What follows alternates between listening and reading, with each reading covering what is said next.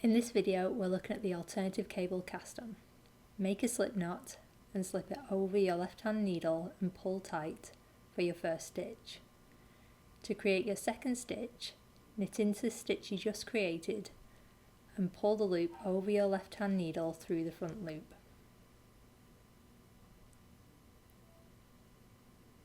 You just created your first knit one, purl one. Now things change up a little bit. To create your next purl stitch, you're going to insert your right hand needle between those two stitches from back to front. Purl as usual, pull the loop and slip it onto your left hand needle and tighten. You just created a purl stitch. Now for the knit stitch, insert your right hand needle between those two stitches and knit as usual, pulling the yarn through and slipping onto your left hand needle and pulling tight. Let's make another purl stitch.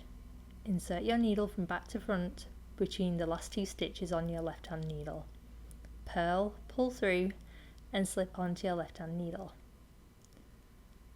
Let's do another knit stitch. Insert your needle from front to back between the last two stitches on your left hand needle.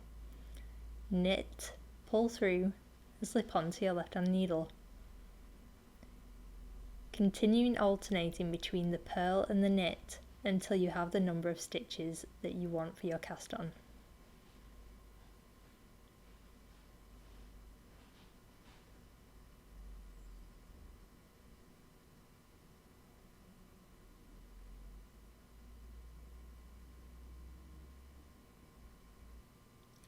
You can see when you look at your stitches on the needle that some sit to the front, which are your knit stitches, and others to the back, which are your purl stitches. Now I'm going to show you a little tip that I do when I knit this cable cast on that I think makes it a little bit more easier. I insert the needle through between the two stitches as usual, and then I slip the stitch onto my left hand needle, but I don't tighten the stitch up just yet. Instead, I insert my needle between the next two stitches at this point and then tighten. I find doing it this way not only helps me keep track of where I'm up to, but it also stops it from snagging on the fibres, which is really good if you're using something like this alpaca, which is a little fluffier and has a bit more of a halo, and your needle can tend to get stuck on those fibres.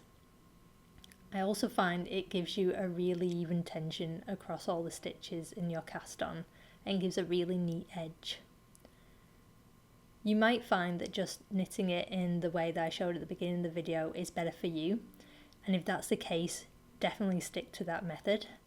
But in case you find it a little bit tricky, perhaps try this technique as well, because you might find it's just a little bit easier and you're not finding your needles again stuck between those two stitches as much.